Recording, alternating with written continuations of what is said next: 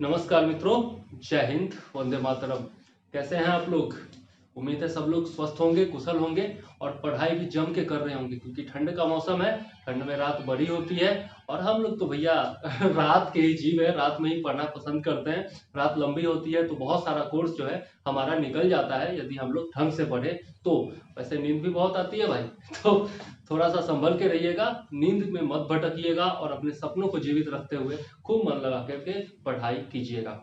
चलिए, पिछले वीडियो में हम लोगों ने देखा था कि किस प्रकार से अंग्रेजों ने बंगाल पर अपना आधिपत्य जमाया था। आज हम लोगों को देखना था कि किस प्रकार से अंग्रेजों ने सिखों पर अपना आधिपत्य जमाया था, पंजाब पर अपनी मलकियत कायम की थी। लेकिन उससे पहले आज गुरु गोविंद सिंह जी की 355वीं जयंती है, तो वो हम लोग बहुत उत्साह से मना रहे हैं। और इसी बात पर मुझे ध्यान में आया कि सिख धर्म का इतिहास यदि हम लोग पढ़ने जा रहे हैं, आधुनिक इतिहास पढ़ने जा रहे हैं, तो सबसे पहले सिख धर्म के गुरुओं के बारे में जानना बहुत ज्यादा आवश्यक है। वैसे भी बहुत सारे एग्जाम्स में, लगभग हर एग्जाम में बराबर सिख धर्म के गुरुओं से संबंधित प्रश्न पूछे जाते हैं कि किनको शाहजहां ने फांसी पर लटकाया, कि किनको औरंगजेब ने मृत्यु दंड की सजा दी थी, किन्होंने अमृतसर नगर को बसाया था, किसने हरमंदिर साहब का निर्माण करवाया था, किसने अकाल तख्त का निर्माण करवाया था, किसने आदि ग्रंथ की रचना की, किसने खालसा पंथ बनाया था। यह सब क्वेश्चन बराबर पूछे जाते रहते हैं और आगे भी पूछे जाते रहेंगे। इसके अलावा भी बहुत सारे तथ्य ऐसे हैं जो आपको सामान्य किताब जो मार्केट में उपलब्ध है, बाजार में उपलब्ध है, उसमें नहीं मिलती है। ठीक है, तो मैंने 4-5 किताबों का अध्ययन करके बहुत मेहनत से ये वीडियो तैयार किया है। इसमें आपको हर वो तथ्य मिलेगा जो आज भी पूछा जाता है और कल भी पूछा जाएगा।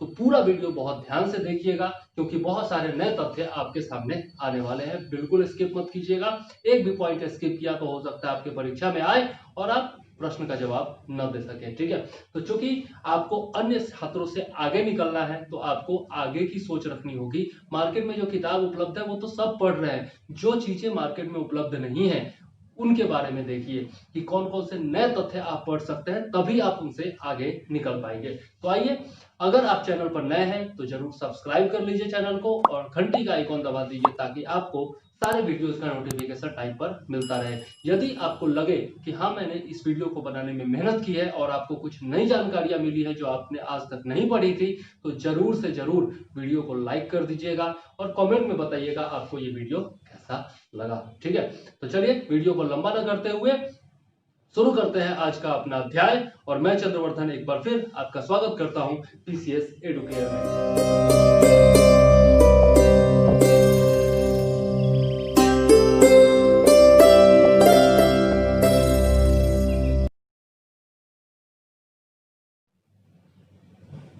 सिख धर्म के बारे में यदि हम लोग देखें तो गुरु नानक देव जी जिनका जन्म 1469 में हुआ था तथा मृत्यु 1539 ईस्वी में हुई थी। ठीक है, तो यहाँ पर देख सकते हैं आप लोग 70 साल उनका पूरा जीवन काल था। ठीक है, तो गुरु नानक देव जी ने ही पंजाब में सिख धर्म की स्थापना की थी। यह बहुत ही इंपॉर्टेंट पॉइंट है, इसलिए सिख धर्म के प्रथम गुरु कौन थे? गुरु नानक थे। ठीक है, यह भी याद रखिएगा। ओके, इसके बाद हम लोग देखते हैं गुरु नानक के बारे में, बचपन के बारे में। तो इनका जो जन्म हुआ था वह 1469 में, 1469 में इनका जन्म तलवंडी नामक स्थान पर हुआ था। ठीक है, इनके पिताजी जो थे उनका नाम था कालू जी। इनके पिताजी का नाम था कालू जी और माता का नाम था तृप्ता। ठीक है, याद रखिएगा, माता का नाम था तृप्ता। इसके अलावा देखते हैं तो इनकी पत्नी जो थी उनका नाम था सुलक्षणी। ठीक है, बहुत ही इंपॉर्टेंट पॉइंट्स हैं ये सब, सबका नाम याद रखिएगा। माता का नाम तृप्ता, पिताजी का नाम कालू जी और पत्नी का नाम सुलक्षणी। इसके बाद देखते हैं तो ये जाति से खत्री थे। ठीक है, ये जाति से क्या थे? खत्री थे। इसके अलावा हम लोग देखते हैं तो इंपॉर्टेंट पॉइंट यह है कि इन्होंने नानक पंथ की शुरुआत की थी। इन्होंने नानक पंथ की शुरुआत की थी और इनके जो अनुयायी थे वही बाद में वही सिख कहलाए। ठीक है, तो यह बहुत ही इंपॉर्टेंट पॉइंट है। इसके बाद हम लोग देखते हैं तो ये दिल्ली के सुल्तान इब्राहिम लोदी के समकालीन थे। यह भी बहुत इंपॉर्टेंट पॉइंट है, अगर पूछा जाए परीक्षा में कि गुरु नानक देव जी जो थे वह किसके समकालीन थे, तो किसके समकालीन थे? दिल्ली के सुल्तान इब्राहिम लोदी के समकालीन थे, जो कि लोदी वंश का शासक था। ठीक है, इसके बाद हम लोग देखते हैं तो इन्होंने अपने ही अनुयायी जिनका नाम था लहना, ठीक है, जिनका नाम क्या था, लहना, उनको अपना उत्तराधिकारी बनाया और वही गुरु अंगद के नाम से द्वितीय सिख गुरु हुए। ठीक है, तो अब हम लोग देखते हैं गुरु अंगद के बारे में। गुरु अंगद देव के बारे में यदि हम लोग देखें तो इनका जो गुरुत्व काल था वह 1539 ईस्वी में गुरु बने थे और 1552 ईस्वी तक ये अपनी मृत्यु तक गुरु रहे सिख धर्म के दूसरे गुरु, याद रखिएगा। ठीक है, सब गुरुओं का क्रम जो है वो भी याद रखिएगा कि प्रथम गुरु कौन थे, द्वितीय कौन थे, पांचवें कौन थे, 10वें कौन थे, यह सब पूछा जाता है। ठीक है, और जो जो इंपॉर्टेंट है जो पूछा जा चुका है वो मैं बीच में बताता चलूंगा। ठीक है, तो गुरु अंगद देव के बारे में हम लोग देखें तो सबसे पहले तो हम लोगों ने देखा कि इनका जो नाम था वह ओरिजिनल नाम था लहना। ठीक है, इन्होंने खादुर नामक स्थान पर अपनी गुरु गद्दी स्थापित की थी। इन्होंने खादुर नामक स्थान पर गद्दी अपनी स्थापित की थी। यह बहुत ही इंपॉर्टेंट पॉइंट है इनके बारे में। यह भी जो थे वो जाति से कौन थे, यह भी जाति से खत्री ही थे। ठीक है, अब इन्होंने क्या क्या किया, तो गुरु नानक देव जी ने लंगर की व्यवस्था चलाई थी। लंगर आप लोग जानते होंगे, जब भी आप किसी गुरुद्वारे में जाते हैं तो देखते हैं लंगर चलते रहता है, मतलब कि सार्वजनिक भोजन की व्यवस्था जो होती है उसको लंगर कहा जाता है। और उसमें यदि योगदान आप देते हैं तो बहुत ही पुण्य माना जाता है उसे। तो जरूर कभी गुरुद्वारे में जाइए तो कभी रोटी बेल दिया कीजिए, कभी लोगों को खिला दिया कीजिए, यह बहुत ही पुण्य का काम है। ठीक है, तो लंगर व्यवस्था जो कि गुरु नानक ने शुरू की थी उसको नियमित रूप से संचालित करने का काम किन्होंने किया, गुरु अंगद देव ने किया। बहुत ही इंपॉर्टेंट पॉइंट है, याद रखिएगा। तो ये चीजें जो है वह गुरु अंगद के बारे में इंपॉर्टेंट है। इसके अलावा इन्होंने गुरुमुखी लिपि का आविष्कार किया था। जो सिख धर्म के लोग लिखा करते हैं, पंजाब में जो लिखा करते हैं, उसकी जो लिपि है उसको गुरुमुखी लिपि कहा जाता है और उसके आविष्कारक जो थे वह गुरु अंगद देव जी थे। गुरु अंगद कहिए या गुरु अंगद देव कहिए, ठीक है, तो यही थे। यह भी बहुत इंपॉर्टेंट पॉइंट है और पूछा भी जा चुका है, तो याद जरूर रखिएगा। ठीक है, इसके बाद जो सिख धर्म के तीसरे गुरु हुए वो हुए गुरु अमरदास।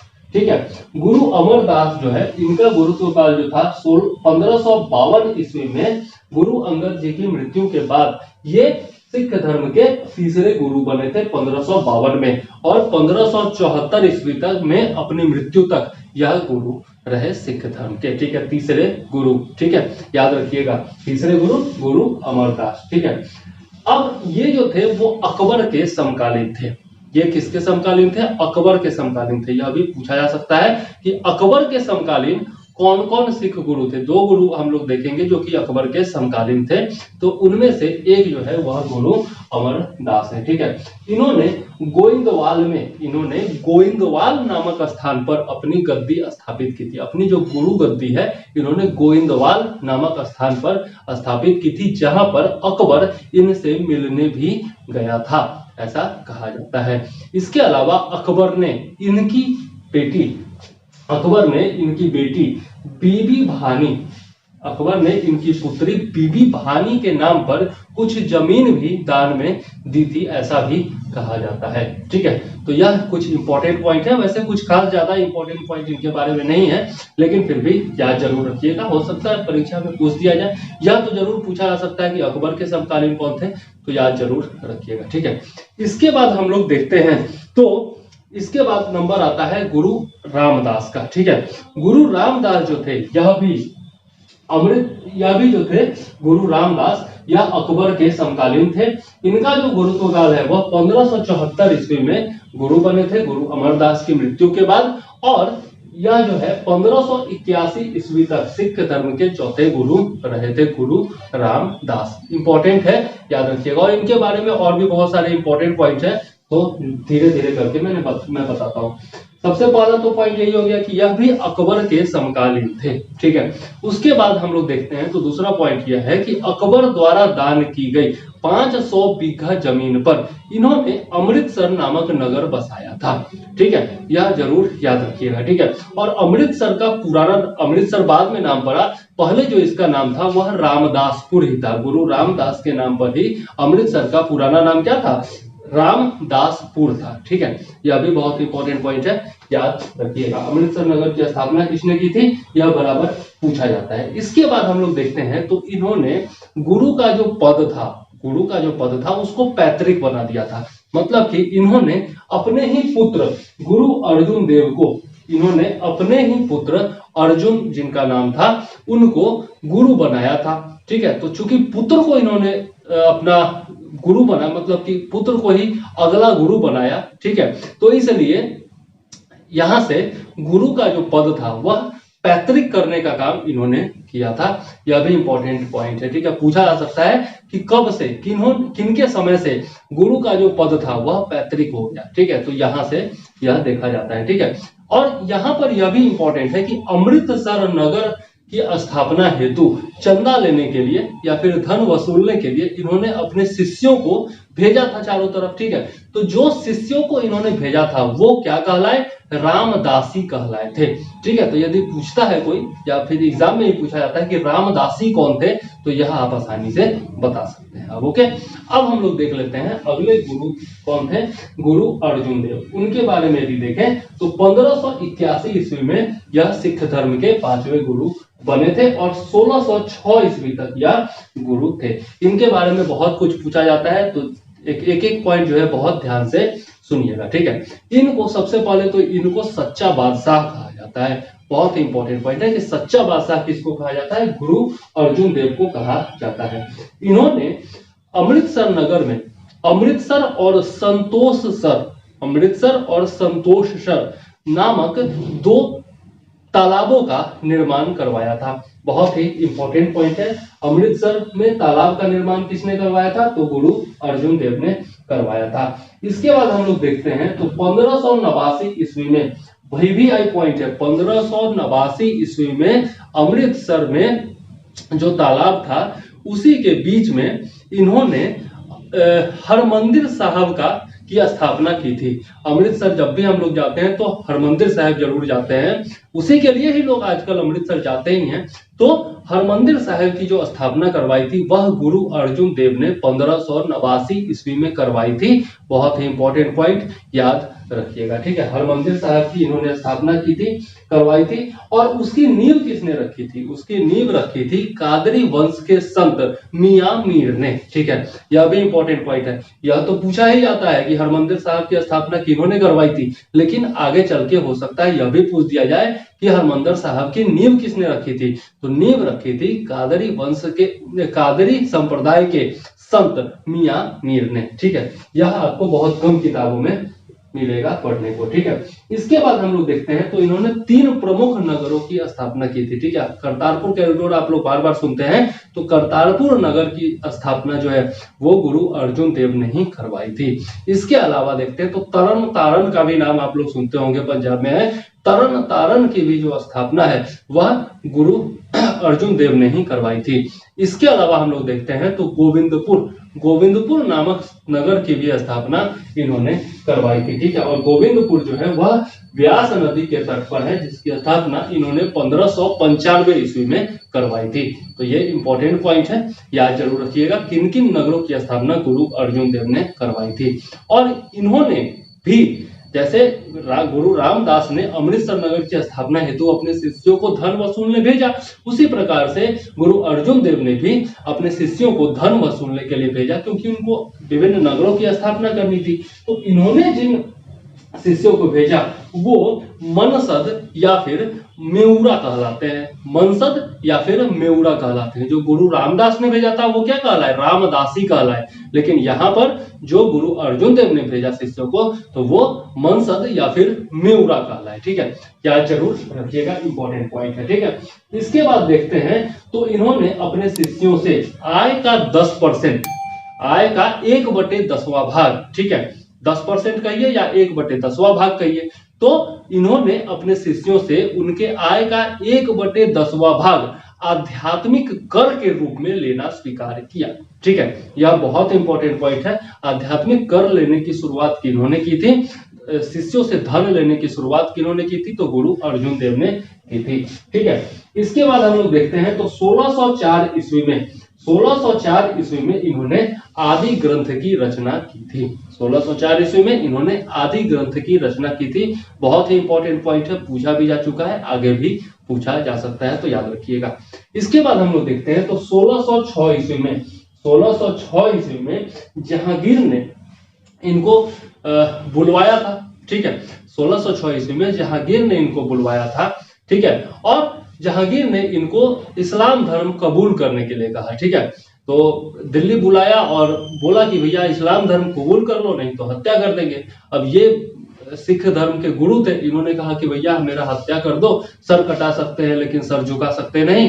तो बस जहांगीर ने इनकी हत्या कर दी और ये शहीद हो गए। ठीक है, तो अपने धर्म के नाम पर, अपने अस्तित्व के नाम पर शहीद होने वाले ये गुरु थे। ठीक है, बहुत ही इंपॉर्टेंट पॉइंट याद रखिएगा। और आखिर मारा किस लिए था? तो मारा इसलिए था, जहांगीर ने मृत्यु दंड इसलिए दिया था क्योंकि इन्होंने खुसरो को अपना समर्थन दिया था। ठीक है, खुसरो किसका नाम है यह जरूर आप बताइएगा मुझे कमेंट में। ठीक है, बहुत ही इंपॉर्टेंट है। ठीक, आगे देखते हैं। ये पांच गुरुओं के बारे में हम लोगों ने देख लिया। अब हम लोग देखते हैं गुरु हरगोविंद के बारे में। ठीक है, गुरु हरगोविंद जो कि 1606 ईस्वी में, चूंकि जहांगीर ने उनको मृत्यु दंड दे दिया था गुरु अर्जुन देव को, तो उसके बाद जो है छठे गुरु बनकर के आए 1606 ईस्वी में गुरु हरगोविंद। ठीक है, और ये 1645 ईस्वी तक सिख धर्म के गुरु रहे थे। ठीक है, इनके बारे में देखें तो प्रमुख पॉइंट है कि इन्होंने सैनिक शिक्षा को अनिवार्य कर दिया था। ठीक है, अपने सिख धर्म के अनुयायियों को इन्होंने सैनिकों के रूप में बदल दिया। ठीक है, इसके बाद हम लोग देखते हैं तो इन्होंने शस्त्र धारण, अपनी आत्मरक्षा के लिए या फिर शस्त्र धारण को जो है एक संस्कृति के रूप में बदला। ठीक है, शस्त्र धारण की आज्ञा इन्होंने दी थी सिख धर्म के अनुयायियों को। इसके बाद देखते हैं तो इन्होंने मांसाहार की भी आज्ञा दी थी। ठीक है, तो पूछा जा सकता है कि सिख धर्म के अनुयायियों को, मतलब सिखों को मांसाहार की अनुमति किस गुरु ने दी? तो गुरु हरगोविंद ने दी थी। इसके अलावा देखते हैं तो जो गुरु अर्जुन देव ने शुरुआत की थी कि 1/10 भाग आय का आपको जो है आध्यात्मिक कर के रूप में देना पड़ेगा, तो इन्होंने क्या किया? गुरु हरगोविंद ने उस धन के जगह पर घोड़े और शस्त्र लेना शुरू किया था। ठीक है, यह भी इंपॉर्टेंट पॉइंट है। इसके बाद देखते हैं तो इन्होंने अमृतसर जो नगर था उसकी किलेबंदी करवाई थी। ठीक है, अमृतसर की किलेबंदी करवाई और वहीं पर 12 फुट ऊंचे अकाल तख्त का निर्माण करवाया।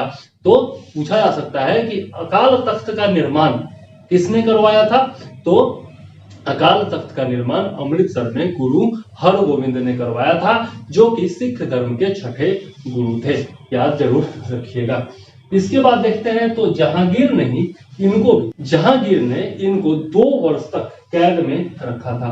ग्वालियर के जेल में 2 वर्ष तक जहांगीर ने इनको कैद रखा था गुरु हरगोविंद को। इन्होंने कीरतपुर नामक नगर बसाया था। ठीक है, कीरतपुर नामक नगर इन्होंने बसाया था और उसी कीरतपुर में 1645 ईस्वी में इनकी मृत्यु भी हो गई थी। ठीक है, तो ये कुछ इंपॉर्टेंट पॉइंट थे गुरु हरगोविंद के बारे में। ठीक है, अब हम लोग आते हैं और देखते हैं गुरु हर राय के बारे में। ठीक है, गुरु हर राय जो थे वह 1645 ईस्वी में सिख धर्म के गुरु बने थे। ठीक है, इन्होंने भी क्या किया था? गुरु हर राय के बारे में यदि देखें तो इन्होंने भी क्या किया था कि सिख धर्म के अनुयायियों को, यानी कि सिखों को सैनिक शिक्षा दी थी। ठीक है, सैनिक शिक्षा की शुरुआत किसने की थी? अभी जस्ट बताया मैंने, कमेंट में जरूर लिखिएगा।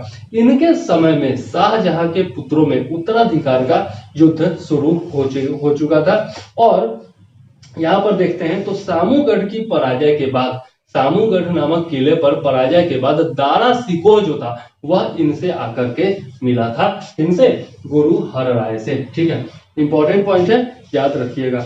इनसे न अब चूंकि दारा सिकोह जो था वह कॉम्पिटेंट था, किसका? आपका औरंगजेब का, उसका भाई था, तो दोनों में उत्तराधिकारी युद्ध चल रहा था और दारा सिकोह जो था वो जाकर के गुरु हर राय से मिला, तो इससे नाराज हो गया औरंगजेब। ठीक है, और इन्होंने इनको दिल्ली बुलाया। ठीक है, इनको दिल्ली बुलाया, लेकिन वो क्या किए? वो स्वयं नहीं गए और अपने पुत्र, अपना जो उनका बड़ा पुत्र था जिसका नाम था राम राय, ठीक है, उसको उन्होंने भेज दिया दिल्ली। अब राम राय ने अपनी प्रतिभा से औरंगजेब को जाकर के प्रसन्न कर दिया, कुछ ऐसा किया जिससे औरंगजेब जो था वह प्रसन्न हो गया। लेकिन चूंकि औरंगजेब को उसने प्रसन्न किया, इसलिए गुरु हर राय अपने पुत्र से नाराज हो गए और उन्होंने उसे उत्तराधिकार से वंचित कर दिया और अपने छोटे 6 वर्ष के पुत्र हरकिशन को अपना उत्तराधिकारी बना दिया और वही हरकिशन जो थे वह गुरु हरकिशन के रूप में सिख धर्म के 8वें गुरु बने। ठीक है, इंपॉर्टेंट पॉइंट है। 1661 ईस्वी में गुरु हरकिशन जो थे वह सिख धर्म के 8वें गुरु बने, लेकिन ज्यादा दिनों तक नहीं रह पाए। 1664 में चेचक से इनकी भी मृत्यु हो गई थी। लेकिन इन्होंने क्या किया, तो इनका जो था अपने बड़े भाई राम राय से जो था वह झगड़ा हो गया और इसलिए राम राय ने देहरादून में अपनी गद्दी स्थापित कर ली। ठीक है, इनसे अलग होकर के, और राम राय जो कि बड़ा भाई था इनका, उन्होंने क्या किया कि देहरादून में अपनी गद्दी स्थापित कर ली। ठीक है, इसके बाद हम लोग देखते हैं तो राम राय के जो अनुयायी थे वो राम राई कहलाए। ठीक है, बहुत बार पूछा जाता है, बहुत लोग मतलब जनरल नॉलेज में भी ये जरूरी है कि राम राई कौन थे, रामदासी कौन थे। ठीक है, तो ये सब जो है याद, मेउरा कौन थे, ठीक है, मनसद कौन थे। यदि सिख धर्म से जुड़ा ज्ञान जानना चाहते हैं तो ये सब जानना चाहिए। ठीक है, तो राम राय के जो अनुयायी थे वह राम राई कहलाए थे। और राम राय कौन थे, यह भी याद रखिएगा कि राम राय जो थे वह गुरु हरकिशन के बड़े भाई थे। ठीक है, और किसके पुत्र थे, गुरु हर राय के पुत्र थे। ठीक, याद जरूर रखिएगा। इसके बाद देखते हैं तो जैसा मैंने बताया कि 1664 ईस्वी में जो है इनकी मृत्यु हो गई थी चेचक से, तो इनके बारे में कुछ खास पॉइंट है। ठीक है, इसके बाद देखते हैं गुरु तेग बहादुर जो कि सिख धर्म के 9वें गुरु थे और इनके बारे में बराबर क्वेश्चन पूछा जाता है कि सिख धर्म के 9वें गुरु कौन थे, तो गुरु तेग बहादुर जरूर याद रखिएगा। 1664 ईस्वी में ये जो थे सिख धर्म के गुरु बने थे, 9वें गुरु। ठीक है, 1664 में इन्होंने क्या किया था, इन्होंने मखोवाली में अपनी गद्दी स्थापित की थी, गुरु की गद्दी। ठीक है, इसके बाद देखते हैं तो 1675 ईस्वी में औरंगजेब ने इनकी हत्या कर दी थी क्योंकि इन्होंने जो है इस्लाम धर्म को स्वीकार नहीं किया था। ठीक है, तो औरंगजेब के द्वारा इनकी हत्या कर दी गई थी। यह बराबर पूछा जाता है कि औरंगजेब ने किनकी हत्या की थी, या फिर सीधा पूछ दिया जाता है कि गुरु तेग बहादुर की हत्या किसने कर दी थी, औरंगजेब ने सिख धर्म के किस गुरु की हत्या की थी, कौन से गुरु की हत्या, कितने नंबर पर वो गुरु आते हैं जिनकी हत्या की थी। यह सब क्वेश्चन जो है आपस में घुमा फिरा करके पूछा जाता रहता है, तो जरूर से जरूर याद रखिएगा गुरु तेग बहादुर के बारे में। ठीक है, अब देखते हैं तो आगे यदि देखें तो इसके बाद जो है गुरु गोविंद सिंह जो कि 1675 ईस्वी में सिख धर्म के 10वें और अंतिम गुरु बने थे, जो कि सबसे ज्यादा इंपॉर्टेंट है। ठीक है, इनके बारे में जानना। ठीक है, और इन्हीं का गुरु गोविंद सिंह जी का ही 355वां जयंती हम लोग मना रहे हैं और उन्हीं के जयंती की वजह से आपको ये वीडियो पूरा देखने को मिल रहा है। ठीक है, तो 1675 ईस्वी में गुरु गोविंद सिंह जो थे वह सिख धर्म के 10वें यानी कि अंतिम गुरु के रूप में उपस्थित हुए, मतलब कि बने। ठीक है, इनका जन्म जो था वह 1666 ईस्वी में पटना में हुआ था। ठीक है, 1666 ईस्वी में पटना में इनका जन्म हुआ था।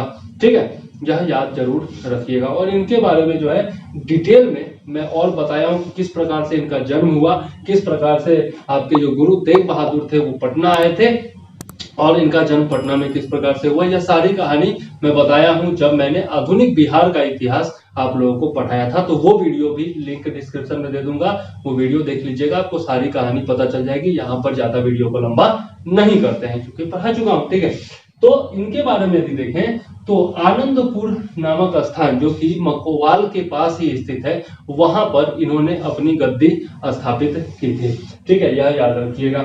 इसके अलावा देखते हैं तो इनकी 2 पत्नियां थी, एक का नाम था सुंदरी और दूसरी का नाम था जीतू, और इन्हीं 2 पत्नियों से इनको 4 पुत्र उत्पन्न हुए थे। 4 पुत्रों का जन्म हुआ था। पहले जो थे वह थे अजीत सिंह, दूसरे जुझारू सिंह, तीसरे जोरावर सिंह और चौथे फतेह सिंह। तो ये चारों का नाम जरूर याद रखिएगा, अजीत सिंह, जुझारू सिंह, जोरावर सिंह और फतेह सिंह। ठीक है, इसके बाद देखते हैं तो सिरमौर जो कि आपका हिमाचल प्रदेश में है, वहां के शासक मेदिनी सिंह के निमंत्रण पर, वहां के शासक मेदिनी सिंह, सिरमौर के शासक मेदिनी सिंह के निमंत्रण पर ये वहां गए, सिरमौर गए। ठीक है, अब सिरमौर गए तो वहां पर जो है हिमाचल प्रदेश की वादी से ये बहुत ज्यादा प्रभावित हो गए और वहीं पर इन्होंने जो है पेओंटा नामक नगर की स्थापना की। पेओंटा नामक नगर की स्थापना इन्होंने की थी हिमाचल प्रदेश में, ठीक है। अब और उसी पेओंटा नामक नगर में इन्होंने कृष्णावतार नाम के ग्रंथ की रचना की थी, जो कि बहुत ही प्रसिद्ध ग्रंथ है, ठीक है। तो याद रखिएगा, कृष्णावतार नामक ग्रंथ की रचना किन्होंने की थी? गुरु गोविंद सिंह ने की थी। और कहाँ की थी? तो पेओंटा नामक नगर में की थी, हिमाचल प्रदेश में, ठीक है। बहुत ही इंपॉर्टेंट पॉइंट है।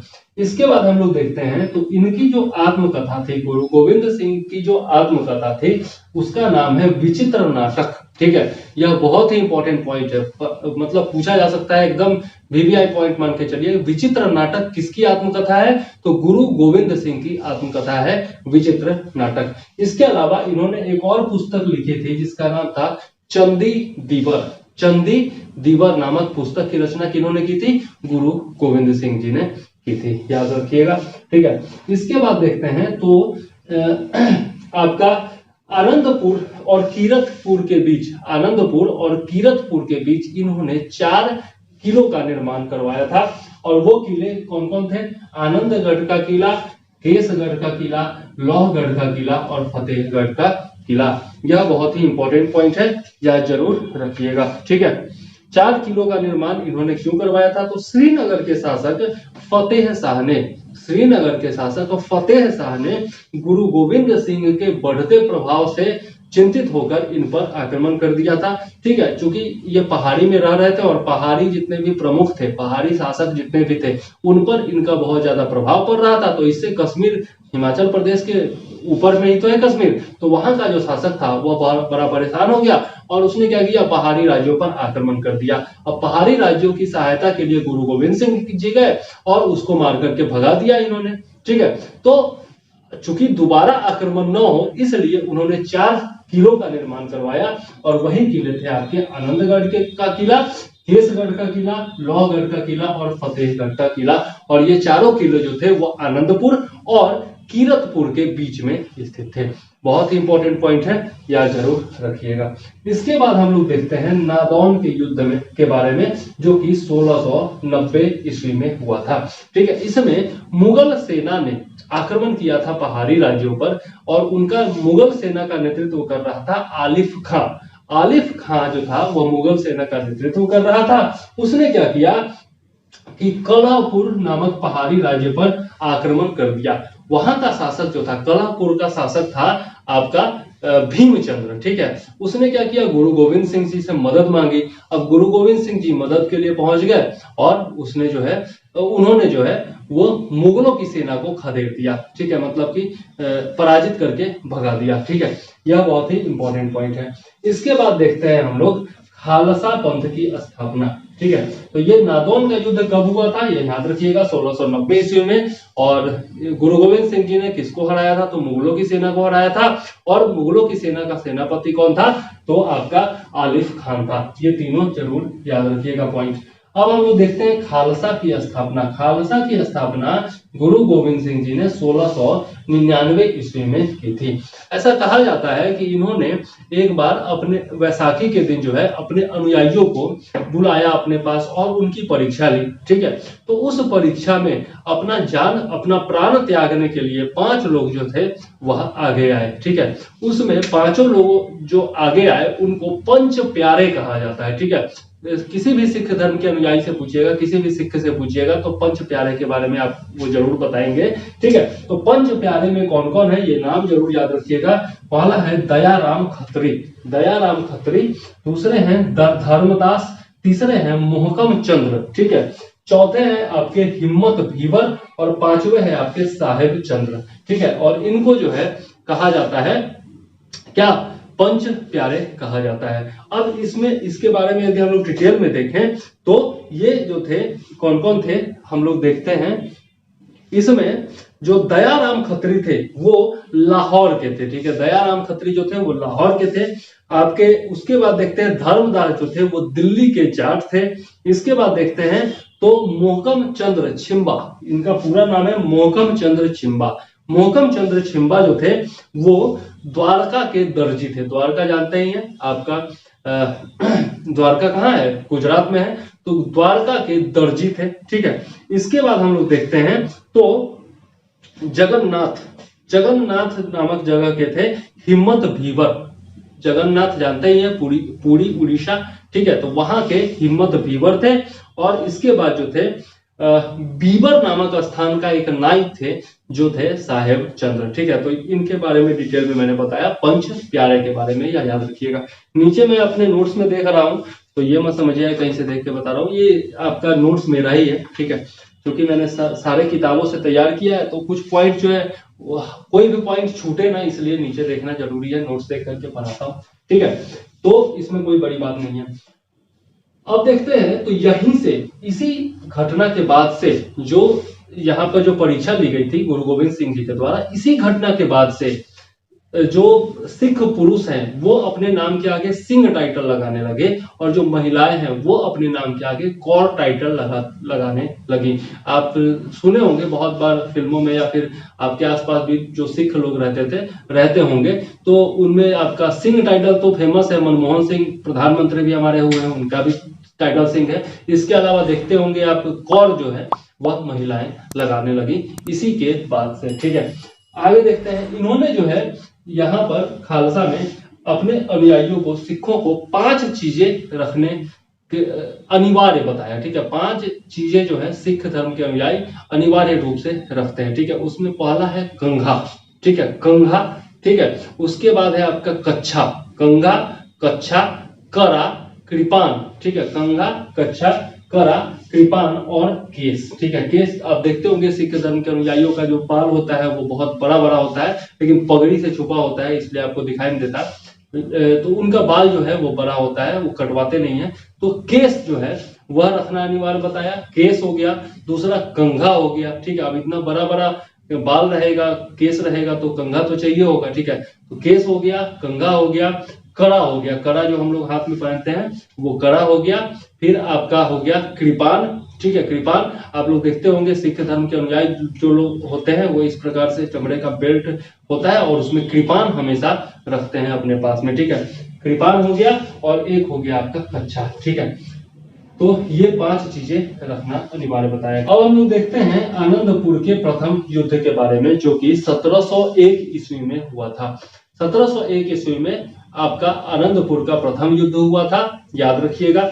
औरंगजेब के सहपर भीमचंद्र ने, औरंगजेब के सहपर या फिर औरंगजेब के आदेश पर भीमचंद्र ने जो है आनंदपुर पर आक्रमण कर दिया, और उसके आक्रमण से जो है अचानक से आक्रमण कर दिया, तो फिर पहाड़ी सेना जो थी वह हार गई। ठीक है, अब पहाड़ी सेना की, ये तो हो गया आपका प्रथम युद्ध। ठीक है, अब पहाड़ी सेना की मदद के लिए सरहिंद का सूबेदार जो था उसका नाम था वजीर खां।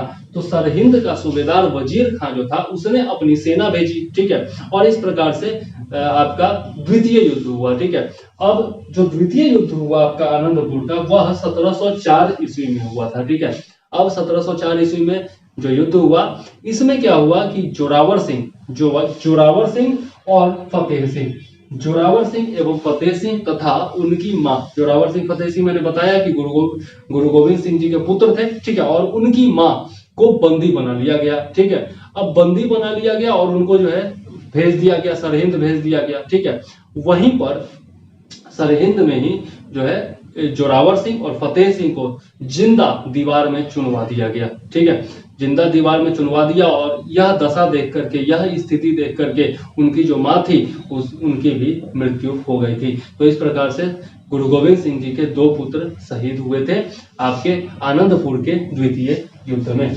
याद जरूर रखिएगा। ठीक है, इसके बाद देखते हैं हम लोग चकमौर के युद्ध के बारे में, जो कि 1705 ईस्वी में हुआ था। यह युद्ध भी जो है गुरु गोविंद सिंह और मुगल सेना के बीच में लड़ा गया था, और इस युद्ध में गुरु गोविंद सिंह के जो 2 शेष बचे हुए पुत्र थे, ठीक है, अजीत सिंह बचे हुए थे और एक बचे हुए थे आपके जुझारू सिंह। तो अजीत सिंह और जुझारू सिंह वो आपके चकमौर के युद्ध में शहीद हो गए थे, याद रखिएगा। 1705 ईस्वी चकमौर का युद्ध। ठीक है, यह बहुत ही इंपॉर्टेंट है। अब गुरु गोविंद सिंह, लेकिन मतलब 2 पुत्र तो इनके शहीद हो गए, लेकिन गुरु गोविंद सिंह जी जो थे वो अभी भी अपनी पूरी सेना के साथ भागने में सफल हो गए थे। ठीक है, अब आता है हमारा खिदराना का युद्ध। खिदराना का युद्ध भी जो है वह 1705 ईस्वी में ही हुआ था। ठीक है, इस युद्ध में गुरु गोविंद सिंह विजयी हुए। ठीक है, मतलब पिछले दो युद्धों में उनको भागना पड़ा था, लेकिन इस युद्ध में, खिदराना के युद्ध में गुरु गोविंद सिंह विजयी हुए तथा मुगल सेना को जो है खदेड़ दिया, उन्होंने भागने पर मजबूर कर दिया। ठीक है, अब उपरोक्त ये जो युद्ध थे, आनंदपुर का प्रथम युद्ध हो गया, द्वितीय युद्ध हो गया, फिर आपका चकमौर का युद्ध हो गया, खिदराना का युद्ध हो गया, इन युद्धों के दौरान जो आदि ग्रंथ था, आदि ग्रंथ जो था वो एक तरह से लुप्त हो गया था, मतलब कि उसको निगलेक्ट किया जा चुका था, तो उसकी जो पुनर्स्थापना है, ठीक है, आदि ग्रंथ का जो है पुनरुद्धार करवाया, एक तरह से कह सकते हैं गुरु गोविंद सिंह जी ने, या फिर उसका पुनः संकलन करवाया, ये कह सकते हैं। ठीक है, तो आदि ग्रंथ का पुनः संकलन जो है वो किसने करवाया था? गुरु गोविंद सिंह जी ने कराया था, और इसी कारण से आदि ग्रंथ को दसम पातशाह का ग्रंथ भी कहा जाता है। तो किस ग्रंथ को दसम पातशाह का ग्रंथ कहा जाता है? आदि ग्रंथ को कहा जाता है, या जरूर रखिएगा। ठीक है, तो इस प्रकार से हम लोगों ने देखा गुरु गोविंद सिंह जी के बारे में, उन्होंने किस प्रकार से युद्ध लड़ा, किस प्रकार से उनके पुत्र शहीद हुए, किस किस युद्ध में शहीद हुए, यह बहुत ही इंपॉर्टेंट पॉइंट है। अब हम लोग देख लेते हैं गुरु गोविंद सिंह जी के अंतिम समय के बारे में, मतलब मृत्यु के काल के बारे में। ठीक है, तो उसके बारे में भी हम लोग देखें तो 1707 ईस्वी में औरंगजेब की मृत्यु हो गई थी।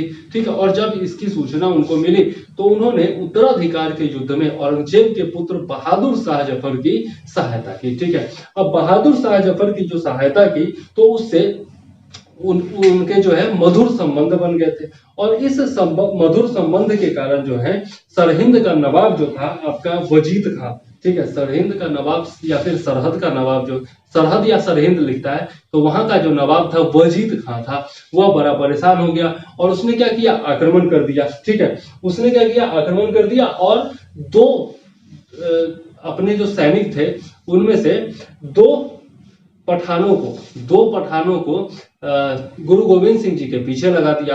अब उसी में से एक पठान ने, उन्हीं 2 पठानों में से एक पठान ने नांदेड़ नामक स्थान पर धोखे से गुरु गोविंद सिंह पर वार किया और उन्हें घायल कर दिया। घायल होते होते भी गुरु गोविंद सिंह जी ने उसे मार दिया, लेकिन उस घायल अवस्था में उसी जगह पर आपका नांदेड़ नामक स्थान पर 7 अक्टूबर 1708 ईस्वी को गुरु गोविंद सिंह जी की मृत्यु हो गई। ठीक है, तो वो शहीद हो गए। तो 1708 ईस्वी में वो शहीद तो हो गए, लेकिन उससे पहले उन्होंने 2 प्रमुख काम किए। ठीक है, पहला जो उन्होंने किया वह कि गुरु गद्दी को समाप्त कर दिया। उन्होंने क्या किया? गुरु की जो गद्दी हुआ करती थी, गुरु का जो पद हुआ करता था, उसको समाप्त कर दिया। ठीक है, इसी कारण से गुरु गोविंद सिंह जी जो 10वें गुरु थे वही सिख धर्म के अंतिम गुरु भी थे। ठीक है, क्योंकि इसके बाद तो गुरु की गद्दी ही समाप्त कर दी गई। ठीक है, तो यहां से अब उन्होंने क्या किया? गुरु की गद्दी समाप्त कर दी, और जो उनका गुरु ग्रंथ साहिब था उसी को गुरु मान करके, उसी को फॉलो करने के लिए, उसी का अनुसरण करने के लिए अपने सिखों को कहा, अपने अनुयायियों को कहा। ठीक है, यह बहुत ही इंपॉर्टेंट है। ठीक है, वही जो है पवित्र ग्रंथ है गुरु ग्रंथ साहिब, उन्हीं का अनुसरण करते हैं सिख अनुयायी। ठीक है, इसके बाद देखते हैं उन्होंने यह बात कहा कि जहां भी सिख गुरुओं को मानने वाले 5 लोग इकट्ठा हो जाएंगे, गुरु भी जो है वहीं पर प्रकट हो जाएंगे। ठीक है, तो वही स्थान जो है वह गुरु का हो जाएगा। ठीक है, यह बहुत ही इंपॉर्टेंट पॉइंट है। इसके बाद हम लोग देखते हैं तो उन्होंने जो है गुरुवाणी को ही गुरु का शब्द बताया।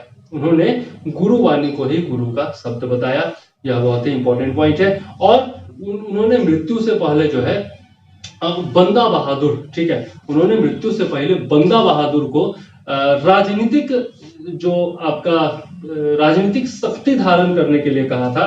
ठीक है, उनका नाम था, असल नाम जो था वो बंदा बहादुर का माधो दास था, यह याद रखिएगा। बंदा बहादुर का असल नाम माधो दास था। उनको आज्ञा दी थी कि आप जो है वह राजनीतिक नेतृत्व धारण करो। ठीक है, और इस कारण से उनकी मृत्यु के पश्चात बंदा बहादुर जो थे वह सिख धर्म के पहले राजनैतिक आप शख्सियत कह सकते हैं, या फिर राजनीतिक नेतृत्वकर्ता कह सकते हैं, सबसे पहले बंदा बहादुर हुए, और यहीं से राजनीति में यानी कि प्रशासन में सिखों का मतलब कि क्या बोलते हैं उसको, सिखों का प्रवेश हुआ एक तरह से, ठीक है।